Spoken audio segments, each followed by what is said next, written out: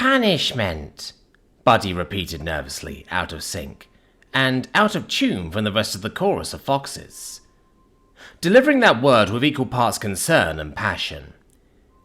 That is what we plan to do to the perpetrator of the great scarring, Emma, Buddy cautiously spoke, breaking the awkward silence that had formed from the departure of the court of foxes, with a wine-ridden response, interrupted by the clack, clack, clack of two forepaws nervously scratching at the hardwood table beneath them.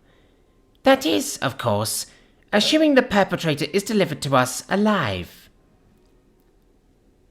My eyes widened at that, as both Thacia and I shot glances at one another, at just about the same time, as if turning to each other to perform a double take.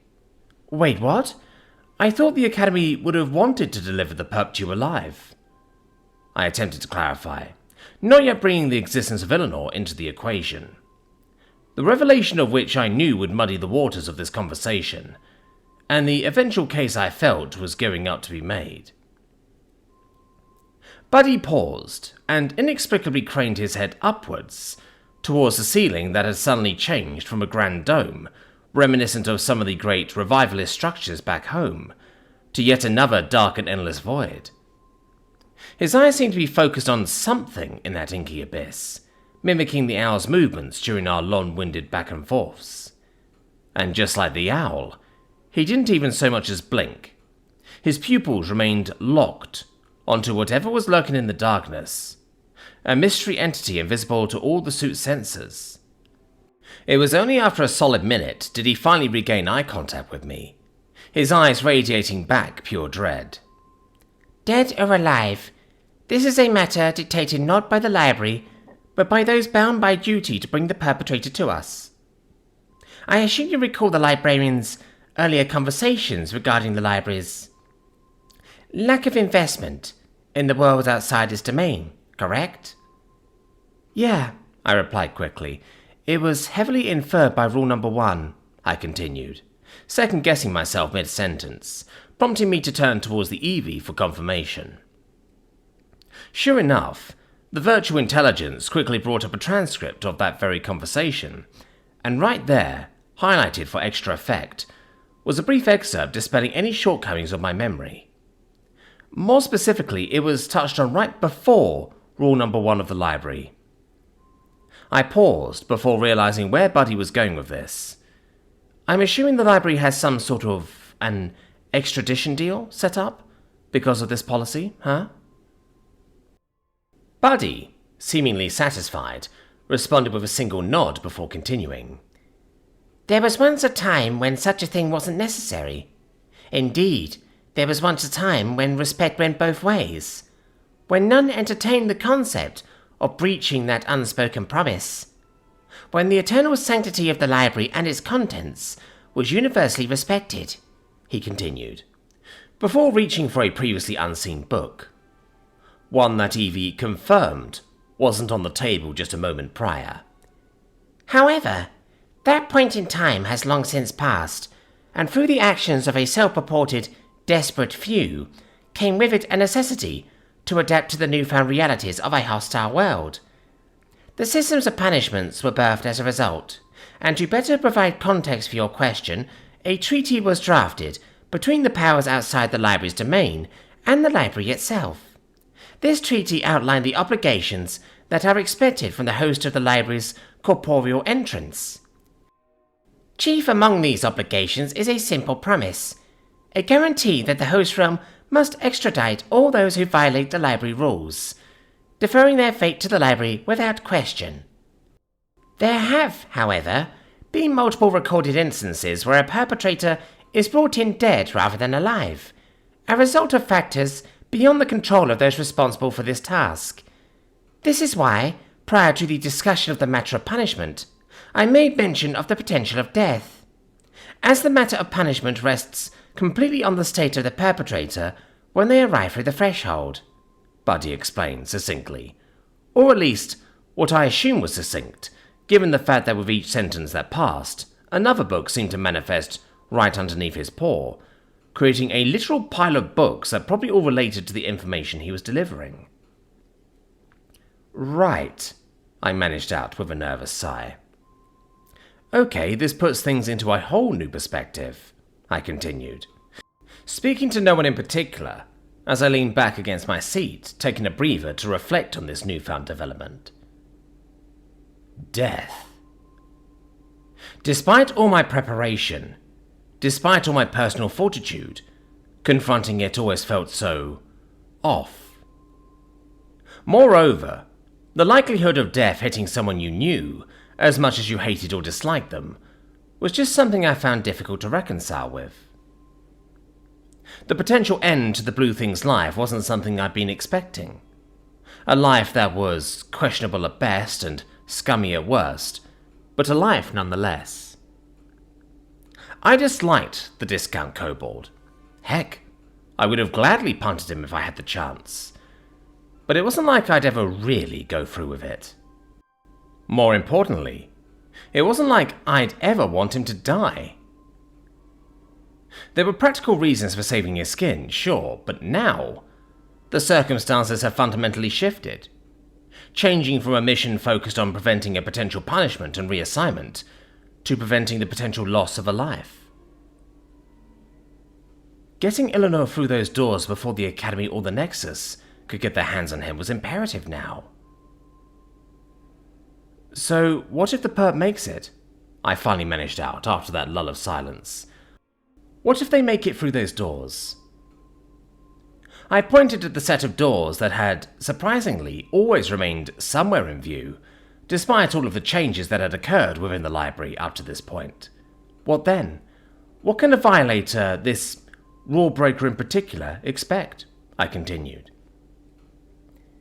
The punishments for those that cross the line are as diverse and as severe as the lines that exist to be crossed. Buddy spoke cryptically, his paws once again scraping across the varnished surface of the table. Yet as diverse as the punishments are, they all share a similar sentiment. Buddy made the effort to pause before locking eyes with me, as he inhaled sharply. They will be made to repay their dues. That statement lingered in the air, overstaying its welcome, as the fox paused uncharacteristically. This will be done in a manner befitting of their violations, he eventually continued, conjuring another book out of thin air, this one containing an actual title on its cover, written in a script that was untranslatable by the likes of the Eevee, one that looked oddly Cthulhian. The book eventually opened, its pages flipping for far longer than should be physically possible, given the dimensions of the thing. Eventually, it stopped, revealing a crude infographic rendering of a humanoid standing atop a platform, surrounded on all sides by a literal swarm of foxes. Whilst superficially cute, it exuded an ominous vibe, like there was something that was off about the whole drawing. This feeling was proven right, as the page flipped over, revealing the humanoid being wrapped head to toe by page upon page, ripped straight from open books, before finally, on the very next page, was that same humanoid crudely interpreted as a ghostly visage of its former self. I could tell it was a ghost, by virtue of his legs becoming a formless floating mist. Punishments must fit the violation, but I shall start with the ultimate end of all violations, that being the wardship of Penance. The room literally shook as Buddy spoke those words, and if the Eevee's long-range acoustic senses were to be believed, the distant echo of unearthly moans would accompany the sudden vibrations. There exists a place, deep within the library's core, where only the librarian is allowed to enter. This inner sanctum is guarded for eternity by the forms and the souls of those that have attempted to halt or interfere with the library's eternal quest. For the violations they commit are felt not for a single lifetime, nor the lifetime of a culture or a species' living memory, but for the eternum of knowledge itself. The only fitting punishment is one that lasts for as long as the harm they inflict, which in this case is eternity. The revelation of this newfound intel brought with it a whole new atmosphere to the library that I should have expected. But whilst I did feel intimidated, and whilst a new sense of dread and dreariness descended upon me, I couldn't help but feel like this wasn't the true nature of the library. Or at least, this wasn't how things were supposed to go. Indeed, if the Fox's history lesson was any indication, this wasn't how things were at the beginning at all. The library was an idealist at heart, very much owning up to its fairy tale-like aesthetics. But at the same time, the library was adaptable, fluid and dynamic. It was only responding to the world outside with the same calculating ruthlessness that existed beyond its walls. "That's extreme," I finally commented, garnering a nod of approval from Thacia. "But I can understand it." This latter statement, however, most definitely did not garner a nod of approval from the Bird Princess. If you're someone who constantly puts your best foot out, only to be burned time and time again, then I guess you have to eventually react, I offered, more or less paralleling my experiences in the Nexus up to this point. I don't agree with it, personally, or on a moral level, I quickly added for the record, but given the fantastical nature of everything here... I gestured to the room around me. I think we're operating under fundamentally diverging logic bases here. This is, of course, operating under the assumption that you have the right violator. Buddy raised a brow at this, which prompted me to quickly move on to my final few points. "So, you said this was their ultimate fate. What happens before then? You said something about paying their dues, right? How do you go about doing that?" "In most cases, they become collectors of dues, Emma," Buddy replies succinctly, flipping the pages to reveal that same humanoid, except this time fitted with a collar.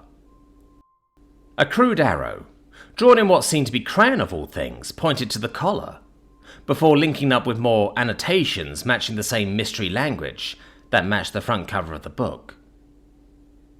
"The collar here is symbolic. It symbolizes the fate of the violator. As a collector of dues, they are assigned to roam the lands outside of the library, to the very ends of the realms if need be, until they find knowledge which can offset the deficit they have incurred."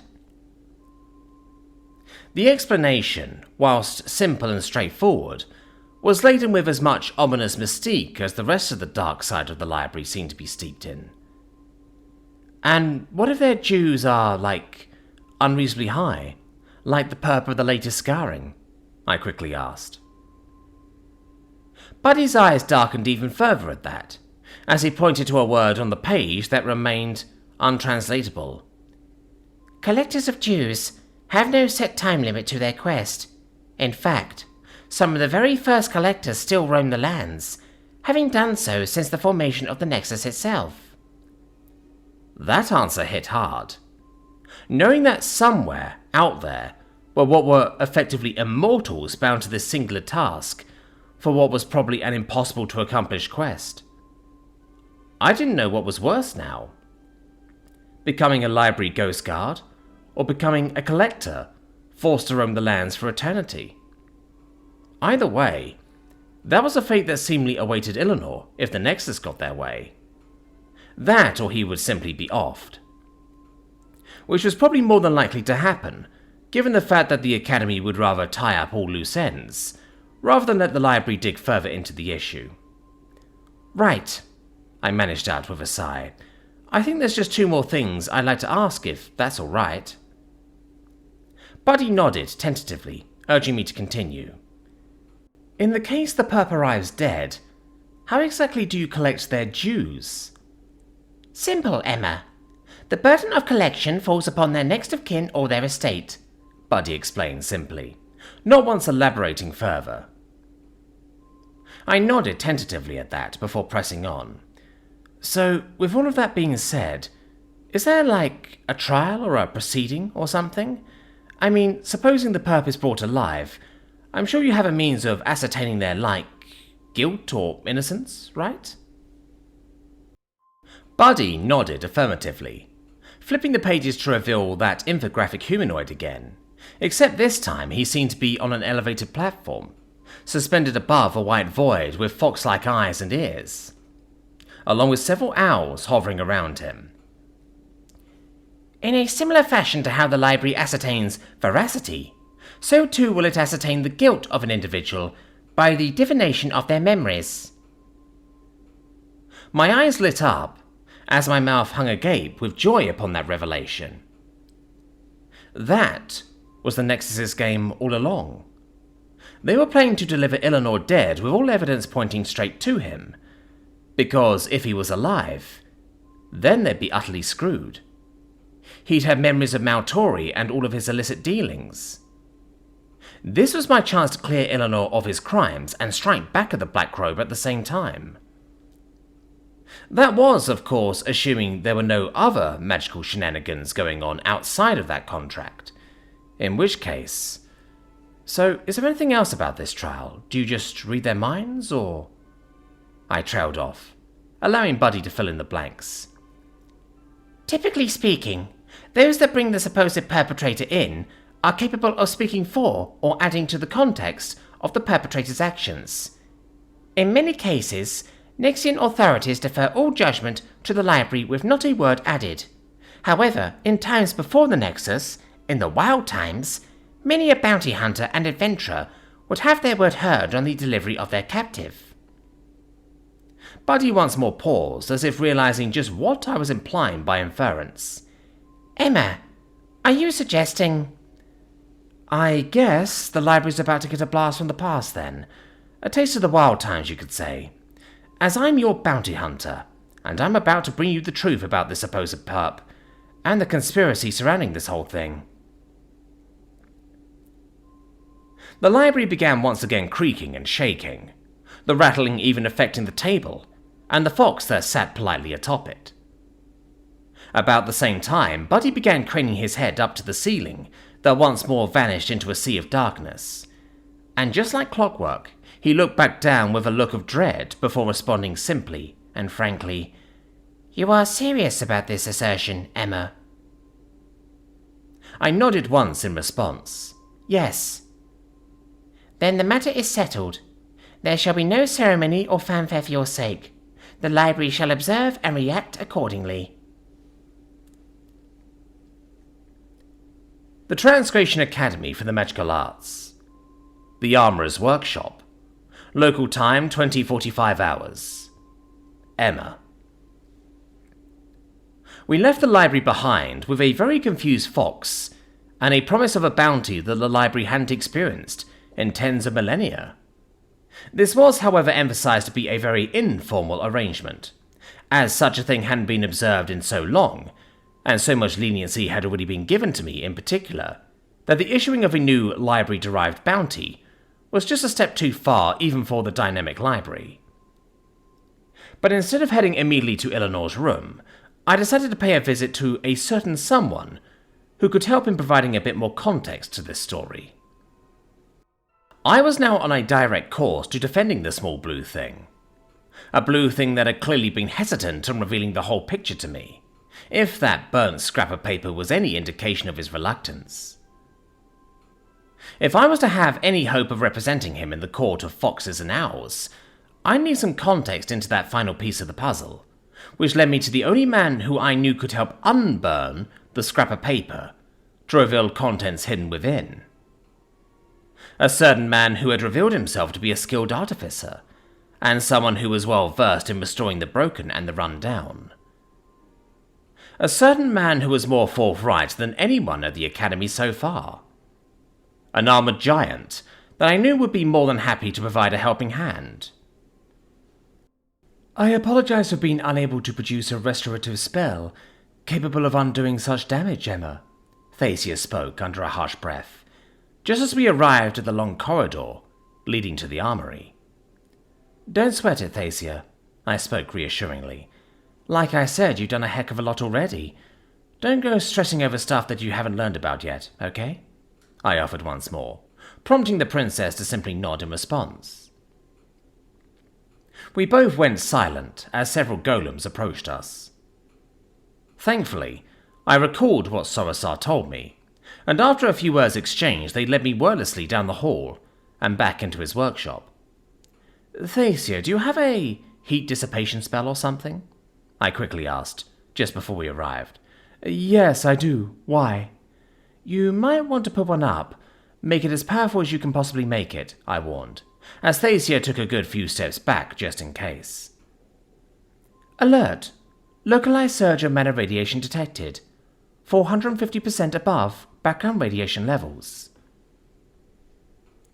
Instead of the ball of protection I'd imagined, what instead formed was a small cloud above Thacia's head, one that seemed to sprinkle down fine, powdery snow.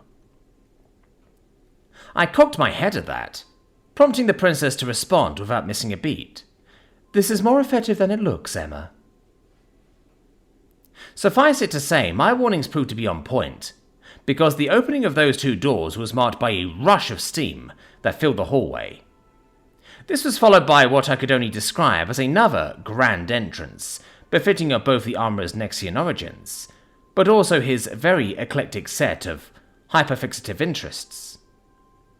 As instead of the random industrial clanging of metal on metal, there was a strangely upbeat rhythm and tempo to the forging of his blades. This rhythm continued even as I arrived, as the smoke and steam cleared, and the heat of the room began dissipating further. "Ah, well, if it isn't the night of the hour," he spoke, before peering over my shoulder to a confused Thacia. "And it seems like you brought a friend this time. I will assume they are not like the other friend, are they?" If he had eyes to narrow, I'm sure he'd been doing so at the Snowing Princess right about now. "So, how may I help you, Emma Booker? It's a bit late to be out and about, is it not?" It is, Sorosar, but I need your help with something. I quickly opened one of my pouches, pulling out the burnt piece of paper that was now barely even a scrap. Do you know restoration magic? There's a message on here that I really need, but it's... "Ah, I see the problem there. Burnt by dragon flame and a little something extra, The armourer spoke, as he looked everywhere and around the paper, craning his head, crouching, jumping from side to side to every possible angle around me. Would it be easier if I just handed you the paper? I offered, garnering a sheepish nod from the man. Handing it off to Sorosar, he held it daintily between his thumb and index finger, peering so close to it that I was afraid a strong gust of wind would have swept it right into his visor and down his armour. Thankfully, there were no stray gusts of wind around, and after a few moments the man responded with a firm nod. "I can restore it all right, a simple enough task for a man like myself." He pointed a thumb to his chest, beaming out confidence throughout it all. I nodded eagerly, as he placed the scrap of paper on one of his workstations, standing right above it. He stretched out both hands, and began pouring mana into that small scrap. Alert! Localized surge of mana radiation detected. 750% above background radiation levels. Shockingly, it began growing, as the burned outlines receded, revealing untouched and crisp parchment. My mind began racing through just the awe-inspiring sight of it, of this fantastical spell being casted right before my eyes. But alas, I was pulled out of my reverie with a sudden, abrupt and awkward question that threw me for a loop.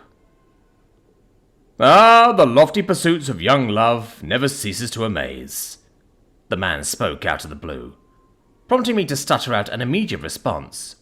What? "Oh, that's what I assumed this was. A burnt letter of some poor sap who was too shy to admit their affections, for a blue knight in shining armor. Hence your insistence on coming so late to rekindle the flame of this potential love." Oh my god, Sorosar, I spoke, completely unfiltered and with an embarrassment that I wasn't counting on ever feeling at any point in this adventure. "Oh, have I misread the situation, Emma Booker?" The man cheekily shot back, as I could only respond with a restrained huff. It's not a love letter, Sorosar. It's a mystery letter that I need for a far bigger situation that's developing as we speak. Sorosar, seemingly unsatisfied with that answer, and having just completed the letter's restoration, quickly and without warning, handed it back to me without even once taking a peek at it. I'll leave you to it then, Emma Booker. It seemed as if the man was quick to dismiss any attempts at getting involved with the bigger stories developing outside of his workshop. Which, similar to the gun incident a few days ago, hinted at him clearly trying to keep his own awareness of my complex plots to a minimum. Given his bound status to the Academy, I assumed this was for my own benefit. Somehow, some way, I'd find a way to break through that someday. For now, though, I had a letter to read in private with Thacia. The Transgration Academy for the Magical Arts. Dragon's Heart Tower, Level 23, Residence 30. Local time, 2100 hours. Emma. We entered the dorm without stirring up much of a fuss. Thalwyn, of course, peered out from Eleanor's room only momentarily, his eyes betraying a look of utter exhaustion and frustration from having had to babysit the blue thing for a quarter of the day now. A knowing glance was all it took for the mercenary prince to understand that his services were still needed, as he quickly pulled his head back into the apartment, allowing Thacia and I to head back into our own dorm to deliberate on the now reforged letter. We set ourselves down on one of the many couches within and began reading. Mother, I am sorry. I set out with aspirations to better both of our stations. I set out with dreams and flights of fantasy. I charted a course where none of my siblings could follow, in hopes of reaching heights not yet seen for our clan. But I have failed. I will not waste your time on the burdensome details as to my follies and shortcomings. I will not waste your energy or breath on a third-rate child. I wish for you to focus your efforts elsewhere, perhaps on Talonor, who still has aspirations for greatness in the houses of the interior. As for myself, I have only one request to ask of you. Illegible text, unable to pass. Please strike me from the records. Disown me and cut all ties the moment this letter is received. Illegible text, unable to pass. And consider this letter my abdication to the chair of the house, effective as I write this. No longer shall I tie my sullied name to the house of Ilaria. Effective immediately, I am Eleanor. Text ends. There was so much that I could say about the letter. In fact, there was just so much I was currently feeling from said letter. A whole new dimension of the discount kobold had been opened up, one that I could have never imagined. I sat there for the longest while, dumbfounded, and with no words coming to mind as I went back and forth between the letter and Thacia. Thacia, however, looked at the same letter as if it were just another Tuesday to her. The princess never once showed even a hint of distress or shock, merely stoic understanding. A noble act, was all she could say. To ensure that the burden of the library's debt ends with him, and not his house or clan. The Avenor princess spoke dryly, in the way only a jaded lawyer could. The princess was more than likely accustomed to these sorts of letters, given the court politics she had to deal with, which gave me an exceedingly large amount of respect for her resolve. All of this doesn't add up. This letter proves that he knows he'll be dead anyways, so why not just turn himself into the library? Surely he could just ask the library to be mind-read. That way he'll be cleared of all charges, and he'll have evidence to defer the blame to his would-be master. Eleanor's not dumb, he wouldn't have resorted to this. I paused, as the whole situation finally clicked. It was clear to me, as well, that Thacia was also on the same page, as her eyes had lit up just before my open-air flow of consciousness even had a chance to sprout ideas in my mind. Unless he knew that being mind-read would be a death sentence either way. I corrected my course, finishing my sentence, receiving a hesitant nod of approval from the likes of Thacia. The only two ways one could go about preventing the divination of one's memories is by either removing them outright, or by preemptively placing countermeasures that will trigger the moment a spell of divination targets a certain memory.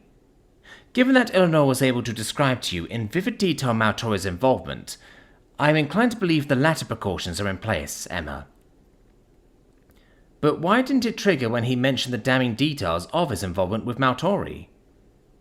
The contract was established to prevent such things from happening. This countermeasure is designed to trigger with divination, not with speech.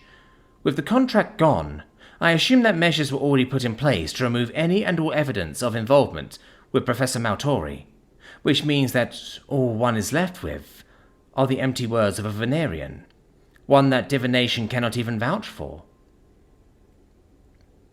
The seconds ticked on as I tried to wrap my head around the new turn of events, and the new complication that had just reared up his ugly head.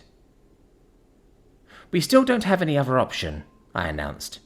He dies tomorrow at the hands of the Nexus anyways, but if I hand him in, there's still a fighting chance I'll come up with something. And what do you propose, Emma? A compromise, a bargain, something. Listen, the library's proven itself capable of striking deals, and I intend on striking another one.